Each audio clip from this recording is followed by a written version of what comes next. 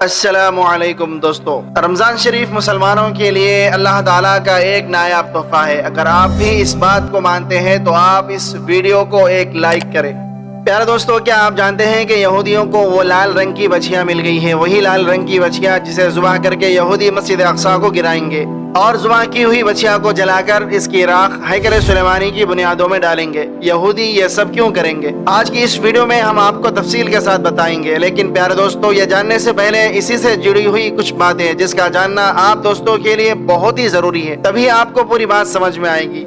پیارے دوستو، یہ بات تو ہم سب لوگ جانتے ہیں کہ یروشلم شہر تینوں ہی ابراہیمی مذہب عیسائی، یہودی اور مسلمان کے لیے کتنے خاص ہے۔ خاص طور پر مسجد اقصی مسلمانوں کے لیے مکہ اور مدینہ کے بعد سب سے مقدس ہے۔ چند لوگ حضرت عیسیٰ علیہ السلام کے چلتے اس جگہ سے محبت رکھتے ہیں، جبکہ یہودیوں کے لیے یہاں پر سب سے مقدس ان کی عبادت گاہ ہوا کرتی تھی، جس کی ایک دیوار آج بھی بالکل صحیح سلامت ہے، جس کو دیوار گریا کہتے ہیں، اور یہ یہودی آج بھی وہاں رو رو کر اپنے آنے والے مسیحا کے لیے دعائیں مانگتے ہیں کہ اللہ تبارک و تعالیٰ جلد سے جلد اس کو دنیا کے اندر بھیج کر پوری دنیا پر یہودیوں کی حکومت ایک بار پھر سے قائم کر دے، جس طرح کہ حضرت سلیمان علیہ السلام کے زمانے میں تھی۔ ہیکل سلیمانی کے اتہاس کے بارے میں ہم اپنی کئی ویڈیو میں بات کر چکے ہیں، لیکن یہاں مختصر تھوڑا جان لیں کہ اس کو اللہ تبارک و تعالیٰ کے حکم سے حضرت داؤد علیہ السلام نے بنانا شروع کیا۔ جب حضرت داؤد علیہ السلام نے بنانا شروع کیا تو یہودیوں نے اس کو اپنی پہلی عبادت گاہ بنا لیا، اور اس سے پہلے یہودیوں کی کوئی عبادت گاہ نہیں تھی۔ اس عبادت گاہ کے اندر مقدس بکسا تابوت سکینہ بھی رکھا ہوا تھا، اور جب اس کی تعمیر کا کام چل ہی رہا تھا کہ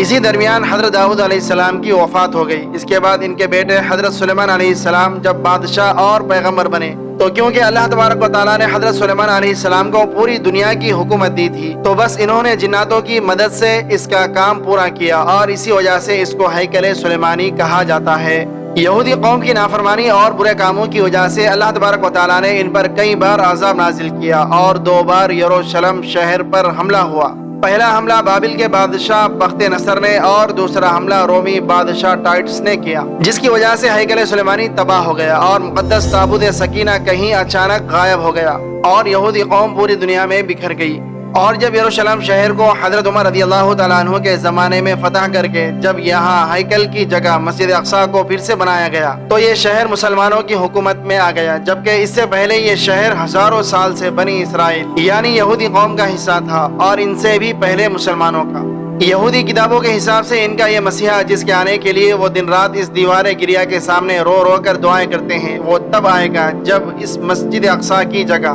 ہیکل سلیمانی کو تیسری بار بنایا جائے گا، لیکن اس سے پہلے 5 لال رنگ کی بچھیاں کی قربانی پیش کی جائے گی۔ پھر اس کے بعد ان کا مسیحا بادشاہ بن کر اس دنیا کے اندر آئے گا، اور ایک بار پھر ان کی حکومت پوری دنیا میں قائم ہو جائے گی، اور ایک بار پھر ان کی حکومت پوری دنیا میں حضرت سلیمان علیہ السلام کی طرح قائم ہو جائے گی۔ جبکہ اللہ تبارک و تعالیٰ نے اس مسیحا کو، جس کا ذکر تورات میں ہے، حضرت عیسیٰ علیہ السلام کی شکل میں آج سے 2000 سال پہلے بھیج دیا تھا، جسے لوگوں نے دجال سمجھ کر قتل کروانے کی کوشش کی، تو اللہ تبارک و تعالیٰ نے ان کو زندہ آسمانوں پر اٹھا لیا۔ اب جو ان کا مسیحا دنیا کے اندر آئے گا وہ اصل میں دجال ہوگا، اور یہ لوگ اسے اپنا مسیحا سمجھیں گے، کیونکہ ان لوگوں نے حضرت عیسیٰ علیہ السلام کو قتل کرنے کی کوشش کی، تو اس گناہ کی سزا کے طور پر دجال آئے گا، اور یہ لوگ اس کو اپنا مسیحا سمجھ کر اپنا بادشاہ بنا لیں گے۔ کیا آپ کو اندازہ ہے کہ وہ وقت اب زیادہ دور نہیں ہے، صرف اور صرف 1 سال کی بات ہے؟ جی ہاں، صرف 1 سال کی، کیونکہ یہودیوں نے ان 5 لال بچیاں کی قربانی کا انتظام کر لیا ہے،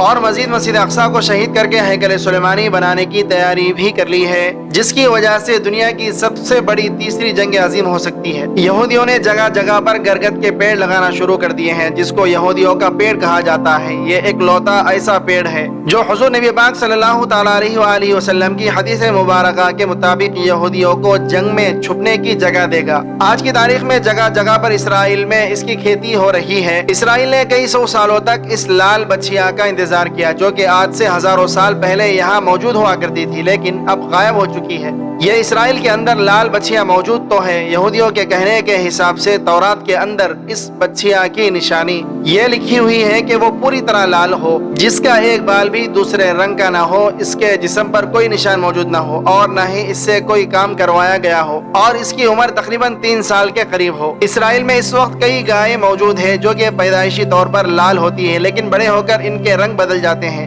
جن کی قربانی نہیں کی جا سکتی، لہذا اسرائیل نے ایسی گائے پوری دنیا میں ڈھونڈنا شروع کیا، لیکن آخرکار صرف 1 سال پہلے ان کو لال رنگ کی 5 گائے امریکہ کے ٹیکساس میں مل گئی، جس کے اندر وہ ساری خوبیاں موجود ہیں اور ساری نشانیاں بھی موجود ہیں جو یہودیوں کے کہنے کے حساب سے اللہ تبارک و تعالیٰ نے تورات کے اندر بیان کیا ہے۔ حضرت موسیٰ علیہ السلام کے زمانے سے لے کر حضرت عیسیٰ علیہ السلام کے زمانے تک یہودی قوم کسی عبادت یا بڑے کام کے لیے ایسے ہی لال بچھیا کی قربانی کیا کرتے تھے، جبکہ قرآن کے اندر اس کا رنگ لال اور پیلے کے درمیان کا ہے، کیونکہ جس بچھیا کو یہودی لال کہہ رہے ہیں وہ اصل میں لال ہے ہی نہیں بلکہ یہ لال اور پیلے کا مکسچر ہے،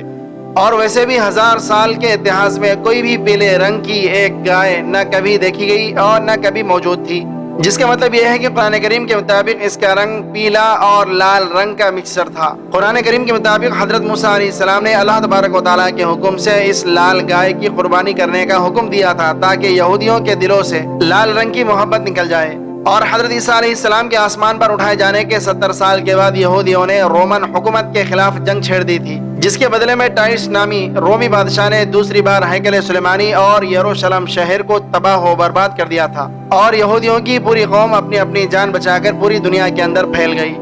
اب یہودی کیونکہ یہاں پر موجود نہیں تھے تو اس درمیان یہاں پر لال رنگ کی بچیوں کی نسل بھی ختم ہونے لگی، اور جو بچ گئی تھی ان بچیوں کے اندر میں بدلاؤ آنا شروع ہو گیا۔ 1948 میں جب اسرائیل دیش بنا تب سے لے کر اب تک اس بچیا کی تلاش شروع ہوئی تھی، اور 2018 کے اندر ایک خبر آئی تھی کہ وہ لال بچیا اسرائیل کو مل گئی ہے، پر وہ پرفیکٹ نہیں تھی۔ وقت پر ان کی نسل کو اسرائیل کے اندر پیدا کرنے کی بھی کوشش کی گئی، لیکن اس میں بھی ان کو کامیابی نہیں ملی۔ آخرکار 2022 کے اندر ان 5 لال بچیاں کو ڈھونڈ کر 16 ستمبر کو اسرائیل لایا گیا، جہاں پر انہیں خاص نگرانی کے اندر چھپا کر رکھا گیا ہے۔ ان جانوروں کے مالک کا کہنا ہے کہ اس کے جانور بالکل پرفیکٹ ہیں، ان کا ایک بال بھی کسی اور رنگ کا نہیں ہے، اور نہ یہ کبھی بیمار ہوئے اور نہ ہی ان سے کوئی کام کروایا گیا ہے، اور 2020 تک جب کرونا کا ٹائم چل رہا تھا اس وقت ان کے کانوں پر کوئی ٹیگ بھی نہیں لگایا گیا، جیسا کہ امریکہ کے اندر عام طور پر جانوروں کی پہچان کے لیے ان کے کانوں پر ٹیگ لگایا جاتا ہے،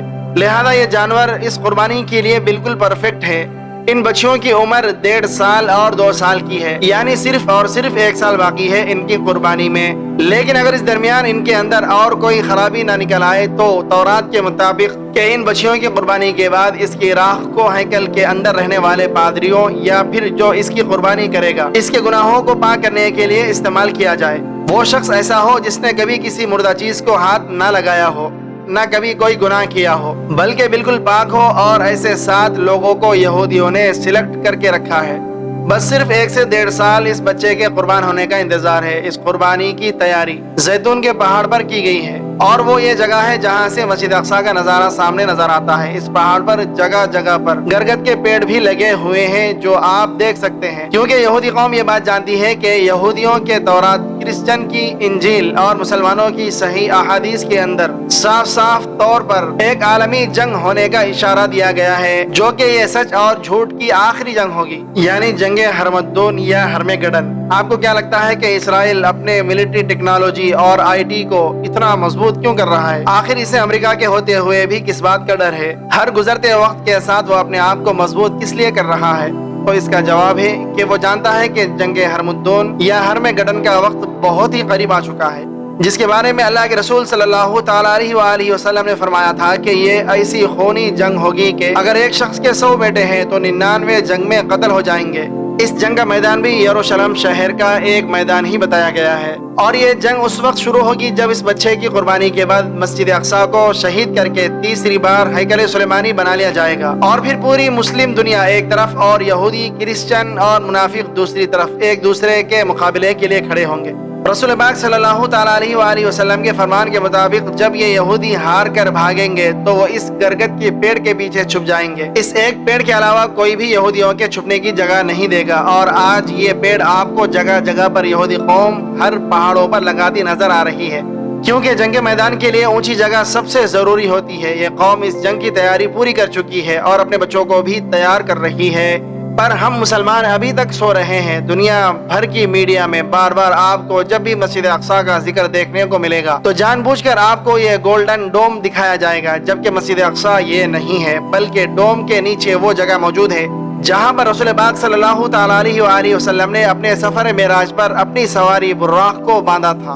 अब बार बार इस गोल्डन डोम को मस्जिद अक्सा की जगह पर दिखाने का मकसद ये है कि जब लोग इसे शहीद करके इसकी जगह पर टेम्पल बनाएंगे तो आम लोगों को एहसास ही नहीं हो पाएगा कि असल मस्जिद अक्सा को शहीद कर दिया गया है, क्योंकि वो लोग तो इस गोल्डन डोम को मस्जिद अक्सा समझ रहे होंगे। हो सकता है कि इसराइल मस्जिद अक्सा को किसी ज़लज़ले के जरिए या फिर इसकी बुनियादों को खुद से गिराकर इसे कुदरती हादसे का नाम दे दें, जैसा कि वो पहले ही मस्जिद अक्सा के बुनियादों को ताबूत सकीना और जादू की किताबों को ढूंढने के लिए खुदवा चुके हैं। लेकिन ये बात हकीकत है कि इसके बाद एक आलमी जंग हमारा इंतजार कर रही है, जिसके बाद दज्जाल आएगा, इसके बाद इमाम महदी अलैहिस्सलाम आएंगे और फिर हजरत ईसा अलैहिस्सलाम दज्जाल को कत्ल करने के लिए आसमान से तशरीफ लाने वाले हैं। और अब इन तमाम हालात को सामने रखकर आप अंदाजा लगाएं कि क़यामत कायम होने में आखिर कितना वक्त बाकी है। अभी भी वक्त है कि हम तौबा कर लें, अल्लाह तबारक व तआला की तरफ लौट आएं और हकीकत को समझें कि दुनिया बदल रही है। आज हम इंसान आखिरी वक्त में जी रहे हैं, क्योंकि हमारे सामने पेशन गोइयां जो अल्लाह के रसूल सल्लल्लाहु तआला अलैहि वसल्लम ने आज से 1400 साल पहले बयान की थी, हमारी नजरों के सामने हकीकत बन रही है।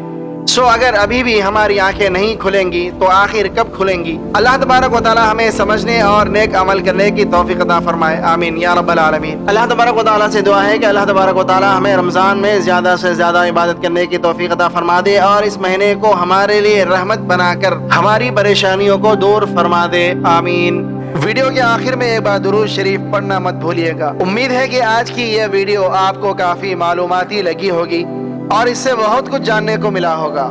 अगर वीडियो अच्छी लगे तो लाइक करके हमारे चैनल को सब्सक्राइब कर दें और कमेंट बॉक्स में कमेंट करके अपनी आरा से भी आगाह कीजिए।